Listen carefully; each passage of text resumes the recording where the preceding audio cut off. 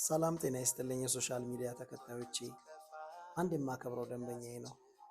ዛሬ የብዙዎቻችንን ደካማነት እንዳስታውስ ያደረገኝ፣ ተስፋ ለመቁረጥ ቅርብ የሆን እስካሁን እንደመጣንና እዚህ እንደደረስን ልብ የማንል እንድንኖር ብቻ የተፈጠርን መሆኑን የምንዘነጋ፣ በህይወታችን ውስጥ ደግሞ መቀየር የምንችላቸውና የማንችላቸውን የተፈቀዱልንና ያልተፈቀዱልንን ነገሮች የማንለይ መሆናችንን ያስታወሰኝ።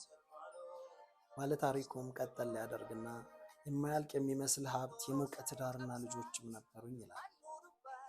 አሁን ግን መዳፌ ላይ የነበሩ ነገሮች ሁሉ ሀብት፣ ትዳር፣ መልካም ስም፣ የመኖር ሞራል ሁሉ እየሸሹኝ ነው።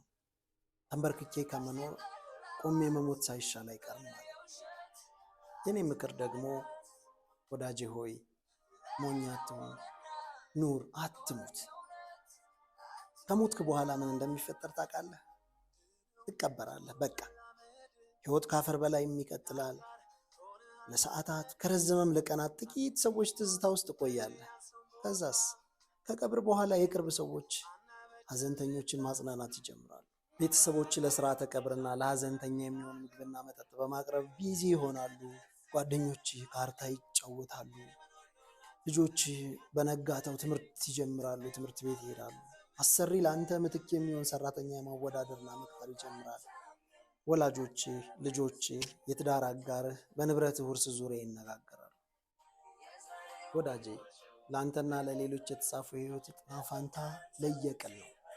በአንተ ሳቢያ አንተ ብቻ ነው የምትዞረው። እናም ህይወትን ከአንተ ጋር የጀመሩ ሁሉ አንተ ስትሞት የህይወት መንገዳቸው እንደ አዲስ ይጀምራል እንጂ ከአንተ ጋር አይቀበርም። እናም በስራህ ልክ ከፈጣሪ ጋር የምታሳካው እንጂ መልካም ነው ተብሎ ቃል የተገባልህ ነገ የለም። ዛሬን ደስተኛ ሆነህ እለፍ። ለነገ ክፋቱ ይበቃዋል ባይ ነኝ።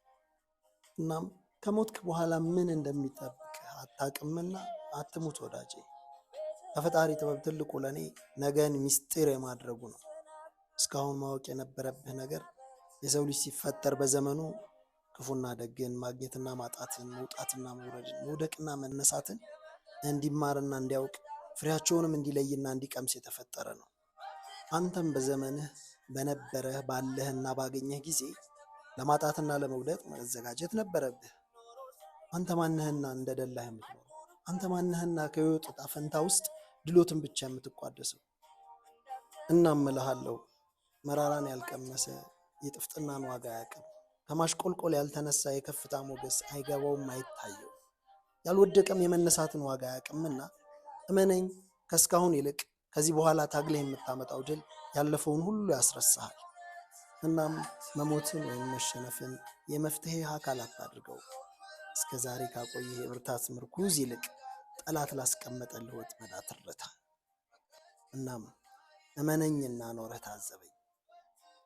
ኑር፣ ባታምንም ለከንቱ አልተፈጠርክም።